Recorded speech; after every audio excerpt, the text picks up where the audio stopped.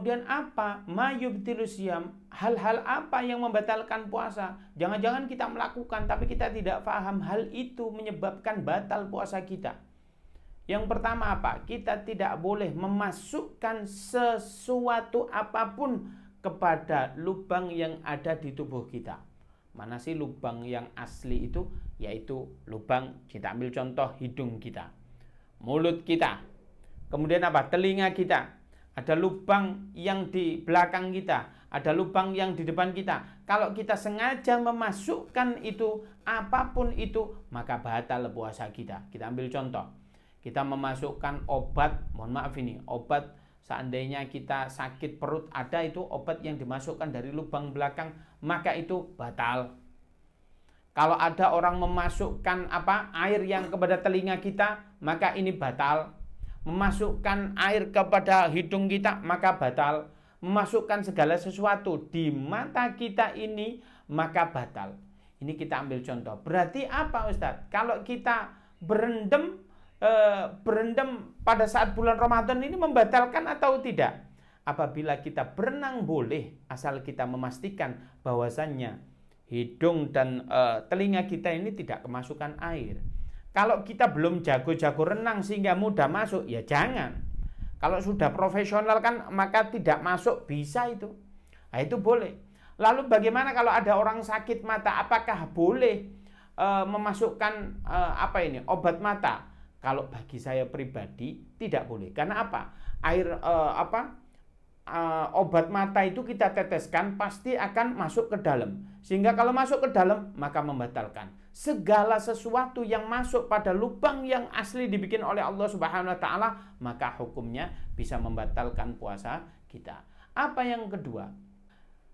Yang kedua adalah yaitu muntah dengan sengaja, seperti halnya yang sudah kita bahas di video kemarin, yaitu di rukunnya. Bagaimana kita memuntah dengan sengaja, makan banyak biar kita tidak gemuk, maka kita keluarkan, maka ini tidak boleh. Lalu bagaimana Ustadz kalau kita mabuk darat ini? Bagaimana mabuk darat? Mabuk darat itu kalau kita naik mobil, barangkali naik mobil kita tidak sengaja ternyata jalannya lenggak-lenggok muntah, maka ini tidak batal. Tapi kalau kita sengaja naik roller coaster agar supaya tujuannya kita muntah, kita paham kok kita nggak kuat, tapi Anda sengaja naik roller coaster biar muntah, maka ini batal. Karena apa? Nggak sengaja Anda melakukan kegiatan sehingga kegiatan itu menyebabkan Anda muntah, maka ini tidak boleh. Apa yang ketiga? Yang membatalkan puasa, yaitu kita dengan sengaja kita mendatangi istri kita. Kita dengan sengaja ini mencoba kita merayu-rayu istri kita ya. Istri kita godain, kita apain sehingga terjadi dakhala biha, sehingga terjadi hubungan, maka seperti halnya ember masuk kepada sumurnya, maka ini juga membatalkan puasa.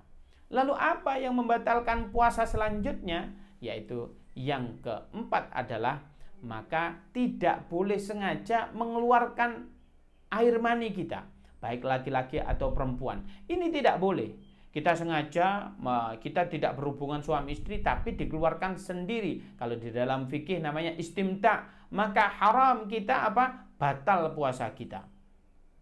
Lalu bagaimana kalau keluar dengan sendirinya? Tiba-tiba kita capek, ternyata mimpi basah. Maka ini tidak membatalkan puasa karena tidak sengaja. Lalu bagaimana nih kasusnya? Ini seandainya, mohon maaf ini, kita sholat tarawih malam-malam. Kemudian kita setelah sholat tarawih, apa yang terjadi? Kita tadarus, kita melakukan tilawatul Quran. Tiba-tiba malam hari kita pulang, anak-anak sudah tidur. Kemudian apa? Kita kangen kepada istri kita. Kita mendatangi istri kita. Tiba-tiba sudah mendatangi, sudah berhubungan suami istri, tiba-tiba bangunnya kesiangan. Ma ini gimana kita ini? Mama sudah nyiapin sahur apa belum? Boro-boro Pak nyiapin sahur, pakai baju aja belum ini, seandainya begitu ya. Maka ini ternyata bangunnya kesiangan, sudah jam 5 begitu. Maka subuhnya sudah mau habis. Ini bagaimana? Ini kita lanjut puasa atau tidak? Maka hukumnya boleh lanjut puasa. walaupun malamnya dalam keadaan janabah, kita belum mandi, tapi kita bangunnya setelah subuh, maka pada saat itu Anda langsung mandi, kemudian sholat subuh, maka Anda lanjutkan puasa, maka ini tidak membatalkan. Oleh karena itu, kita harus tahu ilmunya, sehingga kalau terjadi semacam ini, jangan langsung, kamu kenapa nggak puasa? Iya, semalam itu lupa, aku belum mandi janabah, sehingga aku bangunnya pas itu aku kesiangan, sehingga aku nggak puasa. Nah, ini karena nggak tahu ilmunya saja. Selanjutnya adalah orang haid. Lah wanita ini kalau sudah haid, bagi yang perempuan, maka dia batal puasanya. Seandainya dia itu siklusnya itu hari ini waktunya haid. Subuh-subuh, dia belum haid, dia berpuasa. Wah, duhur aman, tidak puasa. Ternyata hampir maghrib. Maghrib kurang setengah jam, mohon maaf ini, kalau ibu-ibu biasanya kalau sudah siklusnya dia akan terasa, terasa ini. Saya tidak tahu rasanya, mungkin ibu-ibu lebih paham. Dilihat, ternyata apa? Merah sedikit, maka batal. Maka hari itu dikategorikan Anda tidak puasa, maka harus Anda mengkodoknya. Ustadz, ini kan kurang setengah jam. Jangankan kurang setengah jam, 1 menit Anda sebelum adzan, Anda darah haid Anda keluar, maka dihitung Anda tidak puasa. Oleh karena itu bagi ibu-ibu khususnya bulan Ramadan harus sering-sering ngecek. Kalau ini sudah siklusnya dicek. Jangan-jangan ini mau maghrib kita sudah haid, maka Anda dikategorikan tidak berpuasa walaupun Anda sudah puasa seharian. Kalau haid membatalkan puasa, selanjutnya apa yang membatalkan puasa? Yaitu nifas. Nifas itu darah keluar bagi sang wanita setelah melahirkan. Nah ini kan ada yang sampai 41 hari, ada yang sampai 60 hari. Maka kalau ada orang yang melahirkan, setelah maka setelahnya, maka dia tidak wajib puasa, tapi wajib mengkodoknya di luar bulan Ramadan.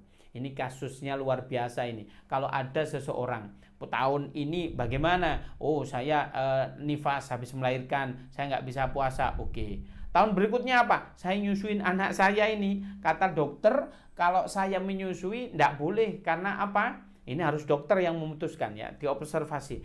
Oh iya, harus menyusui, nanti nutrisinya nggak cukup. Maka dia tidak puasa. Tahun berikutnya, gimana ini? Saya belum membayar fidyahnya, saya belum membayar mengkodok puasanya, saya sudah hamil lagi. Ini ibu-ibu muda ini ya, hamil lagi. Tahun berikutnya juga begitu, anaknya baru lahir, baru nifas, terus ini bikin. Maka ini diperbolehkan mengkodoknya nanti. Nanti kapan? Kan pasti ada waktu menopause. Ada wanita insya Allah sudah ditakdirkan tidak lagi bisa hamil. Maka pada saat itu kalau sudah tidak hamil lagi, maka diperbolehkan untuk mengkodoknya walaupun sudah bertahun-tahun boleh. Nah ini pasangan muda-mudi, ya kalau bisa dikasih jeda lah. Jangan setiap tahun hamil, boleh. Tapi ya adalah waktu istri kita untuk beristirahat. Selanjutnya adalah setelah haid, setelah nifas. Apa yang membatalkan puasa? Yaitu yang membatalkan puasa adalah gila. Ternyata tadi pas subuh kita sahur masih biasa saja begitu ya. Tiba-tiba dia keluar rumah, kita lihat, ini kok kayak meragukan, ini kenapa? Agak-agak begini begitu. Kesambet atau apa? Maka orang semacam ini tidak lagi berpuasa karena dia batal puasanya. Karena dia sudah gila.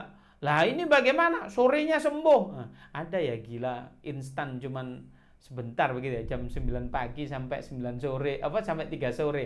Ya mungkin ada ya. Kalau ada orang gila semacam itu, maka tetap saja puasanya batal. Selanjutnya, apa yang membatalkan puasa?